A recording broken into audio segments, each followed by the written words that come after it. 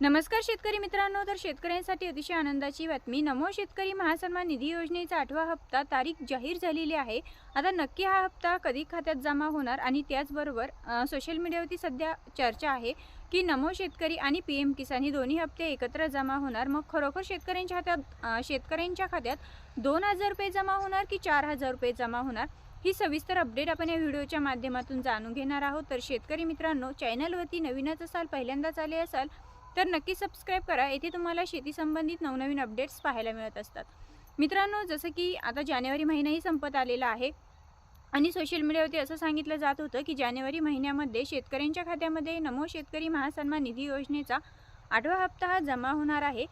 परंतु जानेवारी महिना संपत आलेला असताना सुद्धा तो जमा होत नाही. मग खरोखर आता तारीख जाहीर झाली का? तर मित्रांनो, होय, 28 जानेवारी नंतर शेतकरी बांधवांच्या बँक खात्यामध्ये केव्हाही कुठल्याही क्षणी नमो शेतकरी महासन्मान निधी योजनेचा 8वा हप्ता हा जमा होणार आहे.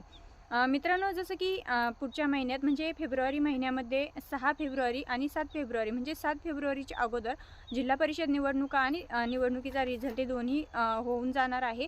त्यापूर्वी शेतकरी बांधवांच्या बँक खात्यामध्ये नमोचा 8वा हप्ता हे राज्य सरकार नक्कीच जमा करणार आहे.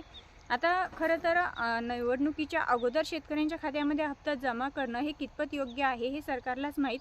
परंतु आपण जर पाहिलं तर इथून मागेच नमोचा 8वा हप्ता जमा व्हायला हवा होता. परंतु आता नुकताच जिल्हा परिषद निवडणुका आहे, त्यांच्या अगोदर शेतकरी बांधवांच्या मतांचा फायदा होण्यासाठी असंही म्हणता येईल किंवा मग राज्य शासनाचं जे धोरण आहे त्या धोरणानुसार आता नमोचा 8वा हप्ता शेतकऱ्यांच्या खात्यामध्ये 28 जानेवारी नंतर आणि 5 फेब्रुवारीच्या अगोदर या 6 ते 7 दिवसांमध्ये कुठल्याही क्षणी कुठल्याही तारखेला शेतकरी बांधवांच्या बँक खात्यात हा हप्ता जमा होणार आहे.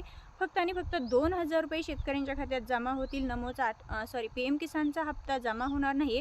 याचं कारण असं आहे की जरी निवडणुका असल्या तरीसुद्धा केंद्र सरकारला भेदभाव करता येणार नाही. म्हणजे एका राज्याच्या विशिष्ट निवडणुका आहेत म्हणून विशिष्ट एका राज्यासाठी त्यांना हप्ता वितरित करता येणार नाही.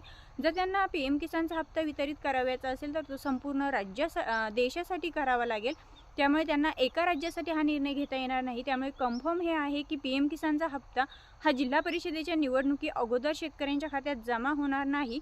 म्हणजेच फक्त आणि फक्त नमो शेतकरी योजनेचा 8वा हप्ता शेतकऱ्यांच्या बँक खात्यात जिल्हा परिषदेच्या निवडणुकी अगोदर जमा होणार आहे. की हा हप्ता नक्की कोणत्या शेतकऱ्यांना याचा लाभ भेटणार?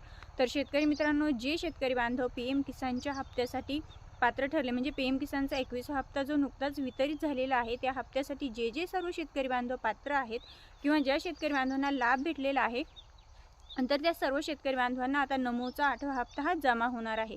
आता शेतकऱ्यांचा हाही प्रश्न आहे की काही महत्त्वपूर्ण अशी कामे करावी लागणार का?